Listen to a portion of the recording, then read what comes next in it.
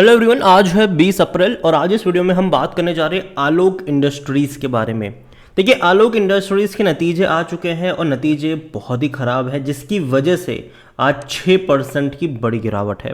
और अगर आप चैनल को रेगुलर फॉलो करते हो तो अभी 2-3 दिन पहले ही आलोक को लेकर मैंने वीडियो बनाया था, जहाँ पर मैंने कहा था कि जब तक नतीजे न आए खरीदारी मत करना, और अगर ख़राब नतीजे आए तो शायद ये आपको सिंगल डिजिट में भी जाता नज़र आ सकता है आने वाले दिनों में। अभी वीडियो में हम डिस्कस करेंगे इनके रिजल्ट्स के बारे में, साथ में ये भी चर्चा करेंगे कि क्या आउटलुक यहाँ पर हो सकता है शॉर्ट टर्म और लॉन्ग टर्म का। वीडियो को शुरू करूँ उससे पहले अगर आपने अभी तक चैनल को सब्सक्राइब नहीं किया है तो प्लीज़ अभी इसे सब्सक्राइब कर लीजिए, क्योंकि आगे भी बहुत सारे वीडियोज़ हैं जो आपको काफ़ी ज़्यादा हेल्प करेंगे। तो आलोक इंडस्ट्रीज़ अगर हम देखें तो एक्चुअली में और बड़ी गिरावट थी। मॉर्निंग में तो 11 रुपये 70 पैसे पे था। एक्चुअली में देखा जाए तो 7 से 8% से भी ज़्यादा की गिरावट इसने दिखाई थी, लेकिन बाद में धीरे धीरे तेज़ी दिखाई, 12 रुपये 30 पैसे पर गया, लेकिन अभी वापस ये गिरना शुरू हो चुका है। अभी ऑलमोस्ट 6% की गिरावट हम यहाँ पर देख रहे हैं। एक महीने में अगर हम देखें तो 2-2.5% की गिरावट है। इस बीच अगर हम देखें तो 13 रुपये से 11 पे गया, वापस वहाँ से 13 पे पहुँचा, वापस अभी ये गिर रहा है, वापस 11 पे जाता हुआ नज़र आ सकता है ये। अगर बात करें पिछले 1 साल की, तब तो हालत और भी ज़्यादा ख़राब है, लगातार डिक्लाइन वाला मोड है। और जब भी इसने अटेम्प्ट किया है ना तेज़ी दिखाने का, तो वो सक्सेसफुल अटेम्प्ट नहीं रहे हैं। छोटे छोटे अटेम्प्ट किए हैं, बाद में हर बार गिरा है ये। इस बार उम्मीद थी कि अगर रिजल्ट्स अच्छे आ जाएंगे तो शायद एक बड़ा अटेम्प्ट हो सकता है तेज़ी दिखाने का, लेकिन वो उम्मीद भी अब नाकाम नजर आई। तो मतलब कि अब ये और बड़े बॉटम्स बना सकता है, ऐसा आप प्रिडिक्ट कर सकते हो। यहाँ पर देखा जाए तो आलोक इंडस्ट्रीज़ दिवालिया हो चुकी थी और NCLT से भैया मुकेश अंबानी ने इसको खरीदा था। और उसके बाद जब कोविड आया तो कोविड में जिस चीज़ की सबसे ज़्यादा किल्लत थी, PPE किट, वो इन्होंने बनाना शुरू किया और पेनी स्टॉक 4-3 रुपये से सीधा चला गया 50-55 पर। बड़ी रफ्तार आई, लेकिन जाहिर सी बात है उसके बाद में हमें गिरावट भी देखने को मिल रही है। और अभी भी देखा जाए तो कुछ खास अच्छा परफॉर्म नहीं किया। इवन 2021 वाला जो टाइम था ना, जहाँ पर चाइना लॉकडाउन में था, ठीक है, तो जो डिमांड थी वो भारत की तरफ लौट रही थी, तो वहाँ पर भी इनके रेवेन्यू तो चलो बढ़ गए थे, लेकिन शेयर प्राइस उतने ज़्यादा नहीं बढ़ रहे थे। और गिरावट अभी देखें तो डेफिनेटली काफ़ी बड़ी देखने को अभी हमें मिल तो रही है यहाँ पर आलोक इंडस्ट्रीज़ में। रिजल्ट्स की बात करेंगे तो लॉस हो चुका है, ऑलमोस्ट 300 करोड़ रुपयों का लॉस किया है इन्होंने। मैंने पहले भी कहा था कि अगर पिछले क्वार्टर से ज़्यादा लॉस करेंगे तो हालत ख़राब होगी इनकी। यहाँ पर अगर हम बात करने जाए तो रेवेन्यू भी बहुत कम हो रहे हैं और लॉस और ज़्यादा बढ़ चुका है इनका। यहाँ पर अगर आप रेवेन्यू देखो तो 1570 करोड़ के ही रेवेन्यू हुए, जो इससे पहले क्वार्टर में 1700 करोड़ थे, जो कि पिछले साल इसी क्वार्टर में 2030 करोड़ थे। तो देखा जाए तो दोनों ही पिछले क्वार्टर के मुकाबले 8-8.5% की गिरावट है रेवेन्यू में। पिछले साल के क्वार्टर के मुकाबले 22 से 23% की गिरावट है इनकी। और उससे बड़ी बात है प्रॉफिट्स में। देखो, पिछले क्वार्टर में भी बहुत बड़ा लॉस था, 250 करोड़ का लॉस था, तो इसने उससे भी ज़्यादा 300 करोड़ का कर दिया, मतलब 20% की गिरावट, 19-20% की गिरावट। लेकिन पिछले साल इसी क्वार्टर में जो लॉस था वो सिर्फ 26 करोड़ का था, तो उसके मुकाबले तो 1000% की गिरावट कह सकते हो कि देखने को मिल रही है यहाँ पर। तो कंपेयर अगर हम करते हैं तो नतीजे पिछले साल से कंपेयर करो तब तो और भी ज़्यादा ख़राब है, पिछले क्वार्टर से कंपेयर करो तो भी यहाँ पर ख़राब नतीजे नज़र आ रहे हैं और लॉसेस बढ़ रहे हैं।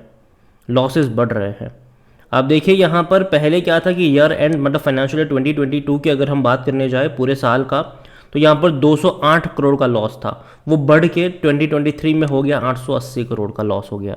तो बड़ा है भैया, 322% बड़ा है ये। रेवेन्यू भी कम हो गई यहाँ पर, तकरीबन 5% की गिरावट इनके रेवेन्यू में भी आई है, 7355 से 7000 करोड़।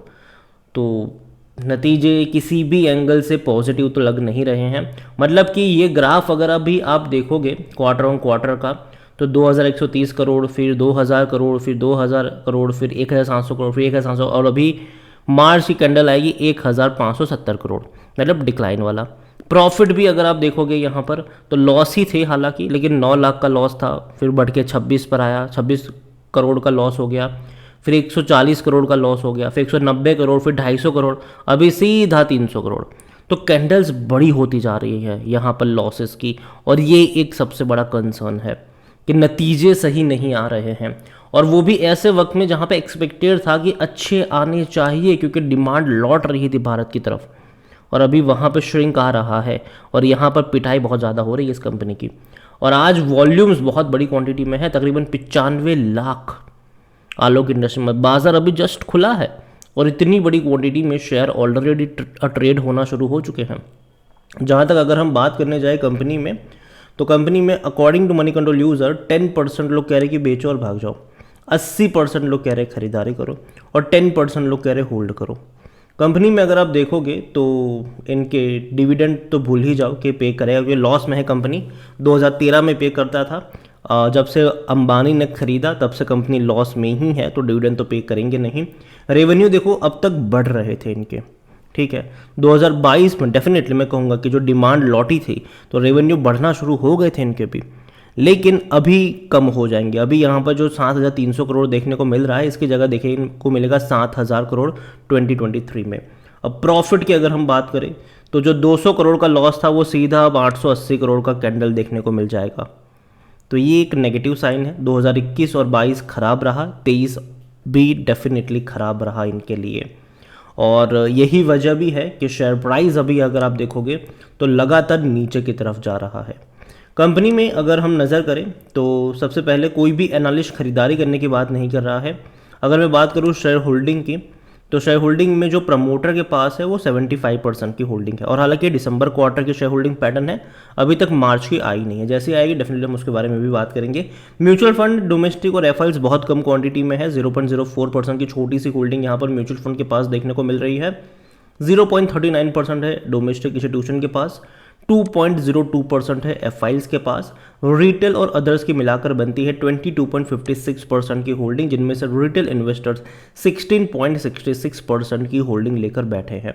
ओवरऑल मैं कहूँगा आलोक इंडस्ट्रीज़ में कि नतीजे उम्मीद थी कि शायद अगर अच्छे दिखा देंगे तो शायद चीज़ें पलट सकती है, लेकिन मैंने ये भी कहा था कि मत खरीदना अभी इसको जब तक रिजल्ट्स ना आ जाए, क्योंकि एक्सपेक्टेशन मेरी उतनी ज़्यादा नहीं है। मुझे लगता है कि शायद लॉस ही होने वाला है और बड़ा लॉस होने वाला है, ये 2-3 दिन पहले ही मैंने कहा था।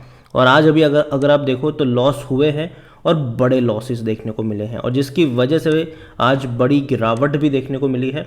और मुझे लगता है कि शायद 1-2 दिन ये गिरावट और गहरा सकती है नीचे, और मुझे लगता है कि जो 11 रुपये का जो लेवल है शायद उसको भी तोड़ कर ये जा सकते है नीचे। तो अभी ख़रीदारी करने की मेरी बिल्कुल भी सलाह नहीं होगी आलोक इंडस्ट्रीज़ में, बल्कि मैं कहूँगा कि दूर रहिए अभी कुछ दिनों के लिए, और इंतज़ार करिए कि शायद कोई अच्छी खबर आ जाए बाज़ार में। हालांकि चांसेस बहुत कम है इसके।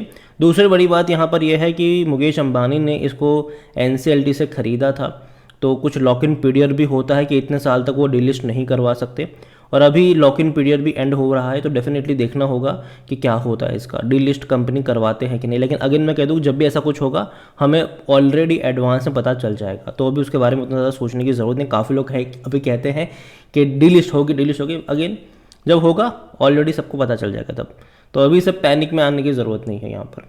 तो लेकिन हाँ, रिजल्ट्स ख़राब है तो एंटर करने की ज़रूरत नहीं है, बिल्कुल भी नहीं ज़रूरत है यहाँ पर। बाकी मर्ज़ी आपकी है। वीडियो को यहीं पे एंड करूँगा। पसंद आया हो तो लाइक करो, शेयर करें। चैनल पर अगर पहली बार हैं तो प्लीज़ सब्सक्राइब करें, और आलोक इंडस्ट्रीज़ के बारे में Q4 के बारे में आप क्या सोचते हैं वो भी आप मुझे कमेंट में लिख कर बता सकते हैं। Thank you.